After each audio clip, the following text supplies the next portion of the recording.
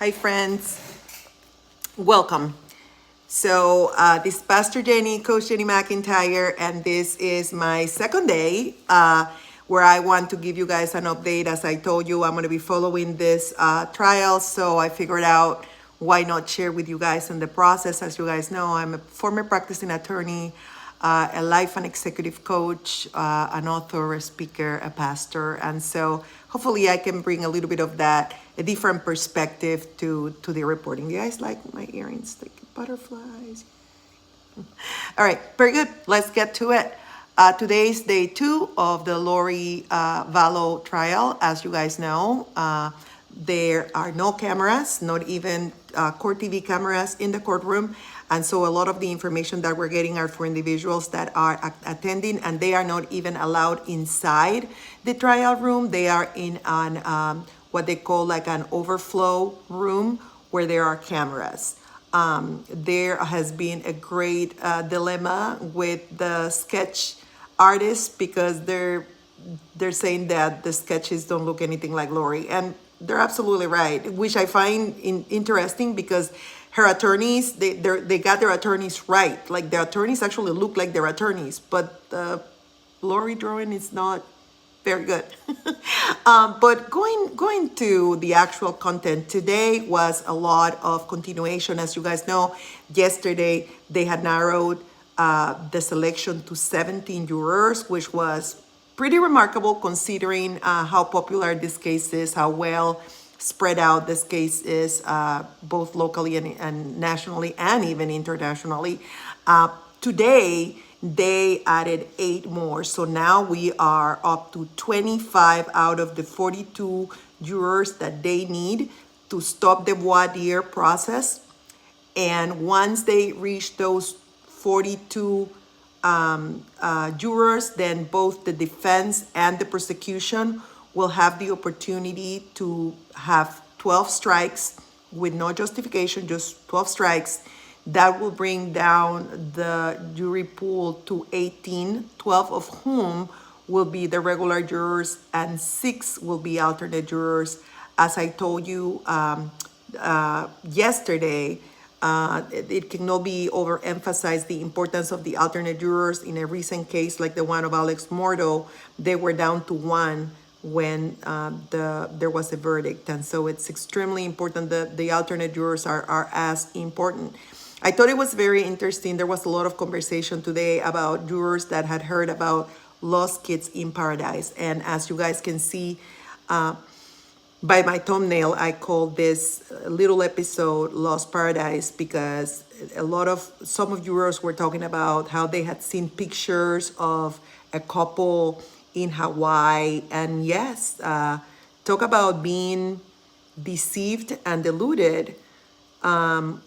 While Lori knew that her former husband had been murdered, while her 5th husband knew that his beloved wife of over 20 years had also been killed, and that the 2 little children, a 7-year-old and a 16-year-old, lay dead in their pet cemetery. They were dressed up, both of them in white, and they were having a beautiful picture op in the beaches of Hawaii.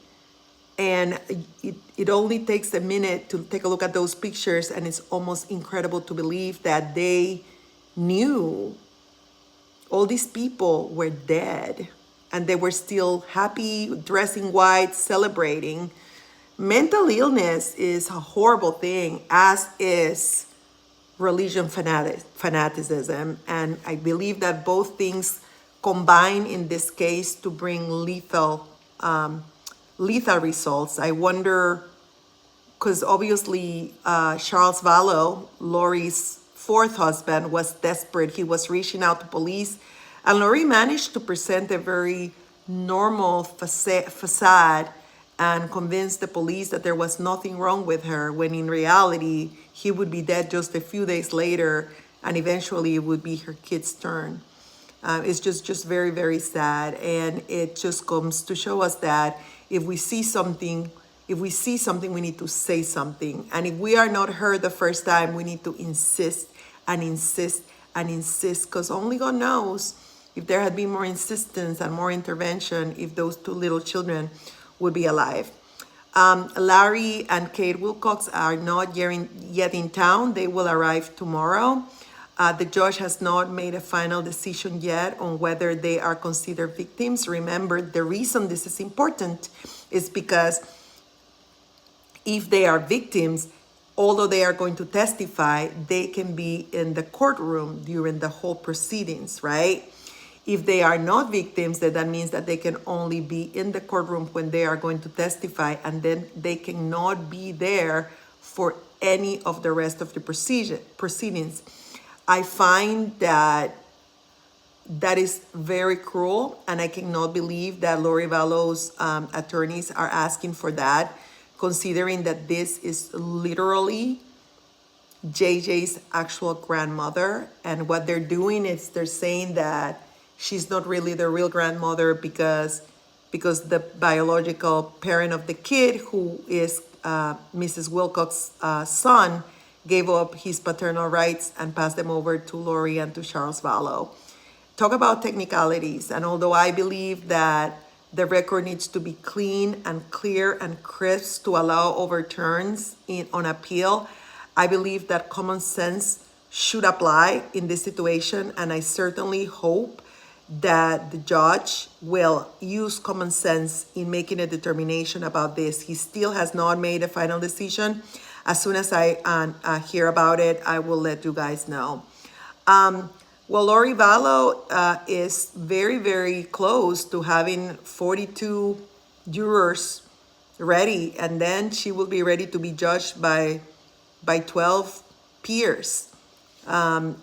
And it seems, they are saying that she seems to be very engaged, that she needs to be very focused, that she needs to be talking to her attorney, that she seems to be taking notes. I couldn't be a juror in this trial, because none of that would make me forget the fact that she is a cold-blooded killer. I mean, alleged. But we know what happened. We know what was found. And it's important to know. And there was a lot of conversation about this during the trial. I have to stop this because I went past by 5 minutes. That there was a lot of conversation on whether the jurors would be able to maintain a cool head and make a decision on law, even if they knew a lot about the coverage, and there was a lot of talk about people watching YouTube and following true crime and watching the Sins of Our Mother documentary in Netflix, which if you haven't watched it, you should, because it has a great summary of the case. And some people were eliminated because of that, because they knew too much and because they were not 100% sure that they could put their knowledge aside. But there was a particular juror that said, I hate true crime. I try to steer away from true crime, and yet here I am. So obviously that juror was allowed to continue, because that's the kind of juror that they want, somebody that's not like me. Because I follow true crime and I follow cases, and my kids laugh at me because like my notion of relaxation and rest is to watch courtroom action and like watch people read like motions and just court proceedings is what I love. At any rate, if we continue this way, as I said yesterday, it is very likely that we could even have opening arguments as early as Thursday, maybe Friday. I don't think, based on the fact that yesterday we had 17 jurors and today we have 8 more, 25, I don't think it's going to take that long to finish this voir dire process. And the hardest part of the voir dire is over, because these jurors have been passed through three steps, right? The questionnaire, the interview in public, and then the questioning them in private, right? And those are the most time-consuming parts of the process, because because once they have the 42, then the defense and the prosecution can just strike a juror for any reason, while these days they have had to strike them for very specific reasons, right? Because they know too much, because what they know may impact their ability to be rational, calm, and collected to apply the law, because they may have children around the same age of Tali and JJ, because of the hardship of holding a job and not having enough hours, etc., etc. The elimination in these days is a lot more thorough and complex and time consuming than it will be once they had the 42. And so, that being the case, it is very, very likely that we will have opening arguments either on Thursday or Friday. Finally, it is not out of the question that this jury could be sequestered. God help them, because this trial is going to last anywhere between 6 to 8 weeks. We're talking about 2 months. So I hope the judge doesn't make that decision, because it seems almost inhumane for these people. I think we should just have jurors that we trust, right? And that we can give them instructions, and if they fail those instructions, it always comes out, somebody squeals and says, hey, that person, and then that's why we have 6 alternate jurors. But have people sequestered away from their families and their friends for 2 full months, that's, for me, that's a little extreme. That's really a little extreme. But of course, what do I know? I'm just Pastor Coach Jenny, who is here trying to walk you through the trial, because I'm following the trial. I hate the fact that Letitia Stock's trial, the stupid grandmother that allegedly killed her stepson, Gannon. I hate that the trial's happening at the same time. I might do a video or two about it, but I probably won't be able to go into this detail because I cannot follow 2 trials at the same time. As you guys know, my book is in the process of being published right now. I'm a pastor, I'm a coach, so I don't have that much time to do it all. But I love you guys very much. And I want to say one last thing. In the video yesterday, I mentioned that I didn't have never made a penny out of YouTube. And I want to make sure that you guys know I'm not speaking negatively or derogatorily about people that make a living with YouTube. I mean, who knows, in the future, maybe I could get to the point where I do.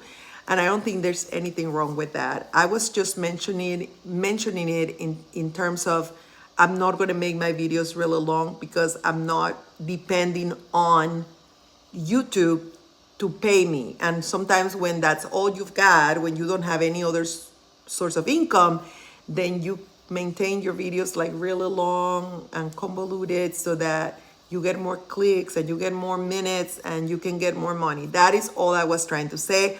I don't criticize people that make a living out of YouTube. I myself follow several YouTubers, so I didn't want that to be misinterpreted. Well, this is way beyond 5 minutes, so thank you for sticking around. I appreciate you all. I'll talk to you soon, and I hope that you're getting something out of these updates.